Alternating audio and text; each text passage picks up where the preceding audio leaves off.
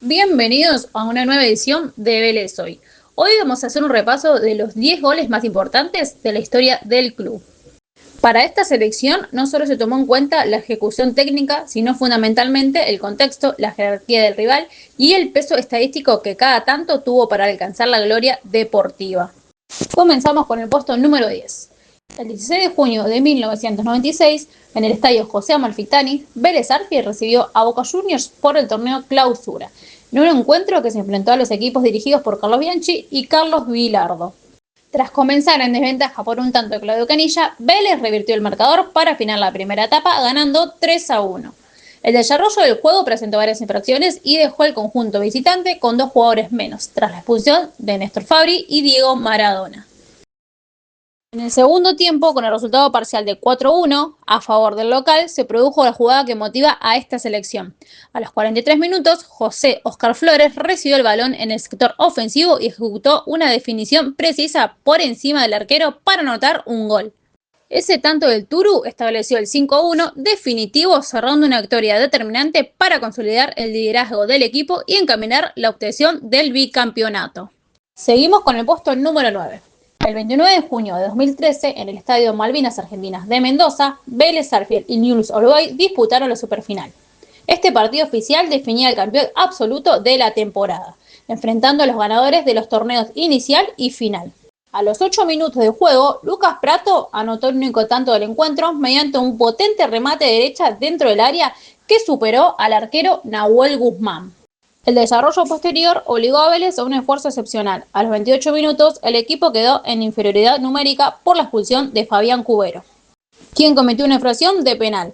Acto seguido, el arquero Sebastián Sosa contuvo el disparo ejecutado por Ignacio Escoco.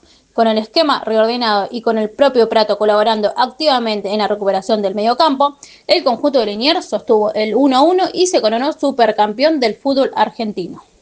Pasamos al puesto número 8.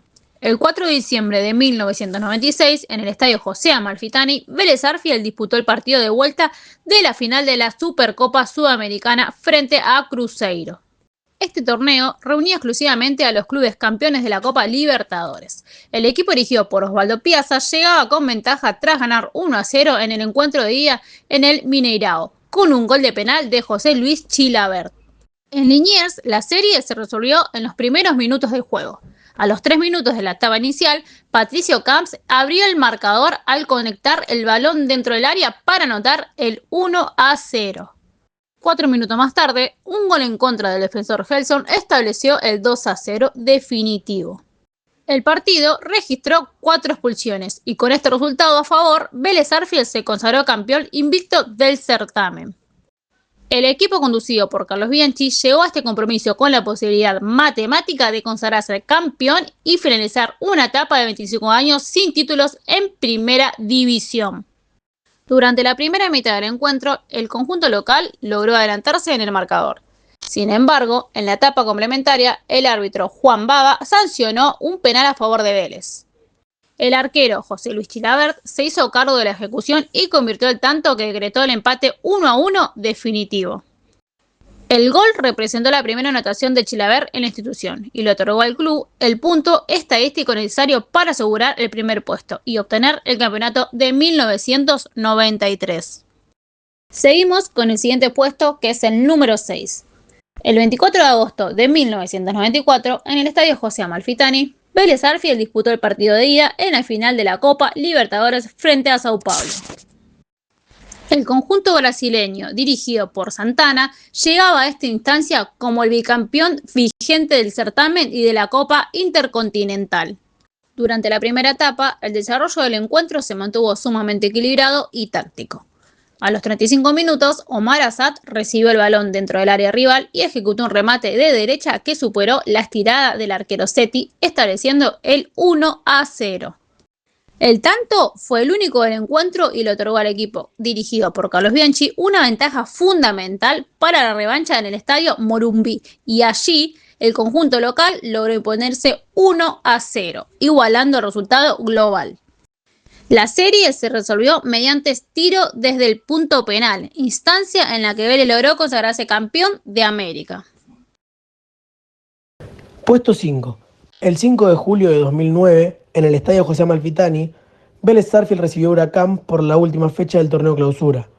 Este partido definía el campeonato de manera directa y el equipo visitante llegaba como líder del certamen, con un punto de ventaja sobre el conjunto dirigido por Ricardo Gareca, que estaba obligado a conseguir la victoria. El desarrollo del encuentro estuvo marcado por severas condiciones climáticas. Una intensa tormenta de granizo obligó al árbitro Gabriel Bracenas a suspender temporalmente el juego durante la primera etapa, lo que aumentó la tensión en torno a la definición. Tras reanudarse el marcador, se mantuvo sin alteraciones hasta los 38 minutos del segundo tiempo. En ese instante decisivo, Maximiliano Morales aprovechó un balón suelto dentro del área y definió con la precisión para establecer el 1-0 definitivo. Este triunfo le permitió a Vélez Sarsfield superar a su rival en la tabla de posiciones y adjudicarse su séptimo título a nivel local. Puesto 4. El 29 de diciembre de 1968, en el estadio conocido como el Viejo Gasómetro, Vélez Sarsfield enfrentó a Racing Club. Este partido cerraba el triangular de desempate del torneo nacional, luego de que Vélez, Racing y River finalizaran igualados en la primera posición de la tabla general. El equipo dirigido por Manuel Giudice no solo necesitaba la victoria, sino que debían alcanzar una cantidad de goles específicas para lograr superar a River Plate en el sistema de desempate del certamen. En un encuentro de suma intensidad, el delantero Omar Webe tuvo una actuación destacada. A los 44 minutos de la etapa complementaria, ejecutó un tiro penal para establecer el 4-2 definitivo y registrar su tercer tanto en el partido. Este resultado exacto le otorgó a la institución la ventaja estadística necesaria para superar a sus rivales y consagrarse campeón de la primera división por primera vez en su historia. Puesto 3. El 22 de marzo de 1996, en el estadio José Amalfitani, Vélez Sarsfield recibió a River Plate por la tercera fecha del torneo Clausura. El encuentro se disputó en horario nocturno y bajo intensas precipitaciones, enfrentando a dos de los principales candidatos al título. A los 22 minutos de la etapa complementaria se produjo la jugada que marcó la historia. Tras una infracción cometida por Enzo Francescoli sobre Patricio Camps, el árbitro Carlos Mastrangelo sancionó un tiro libre a favor del conjunto local en su propio campo. En ese instante, el arquero, José Luis Chilabert, se dio cuenta del adelantamiento de su par visitante, Germán Burgos.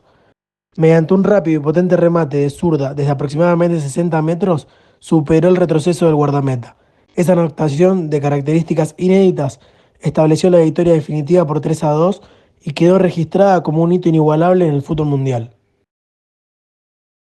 Puesto 2. El 1 de diciembre de 1994, en el Estadio Nacional de Tokio, Vélez Sarsfield disputó la Copa Intercontinental frente al AC Milán de Italia. El encuentro definía al campeón mundial de clubes enfrentando al ganador de la Copa Libertadores contra el vencedor de la UEFA Champions League. Conjunto dirigido tácticamente por Fabio Capello. Tras una primera etapa equilibrada que finalizó sin anotaciones, la apertura del marcador se produjo en el inicio del complemento. A los 5 minutos del segundo tiempo, el árbitro colombiano José Torres Cadena sancionó un tiro penal a favor del equipo argentino, producto de una infracción del defensor Alexandro Costacurta sobre José Oscar Flores.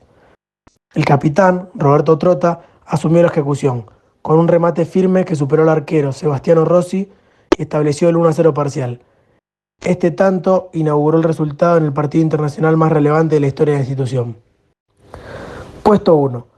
En ese mismo encuentro, frente al AC Milán en Tokio, apenas 7 minutos después del tanto de Trota, se produjo la jugada que selló la consagración definitiva de Vélez Sarsfield. A los 12 minutos de la etapa complementaria, el defensor italiano ejecutó un pase defectuoso hacia su propia área. Omar Assad, atento al error, interceptó el balón y tras superar al arquero Sebastiano Rossi, anotó el 2-0. Este tanto, que además le permitió a Assad ser elegido como el mejor jugador de la final, aseguró la victoria del equipo de Carlos Bianchi. De esta manera, la institución se coronó oficialmente como campeona mundial de clubes, concretando la máxima hazaña deportiva de su historia.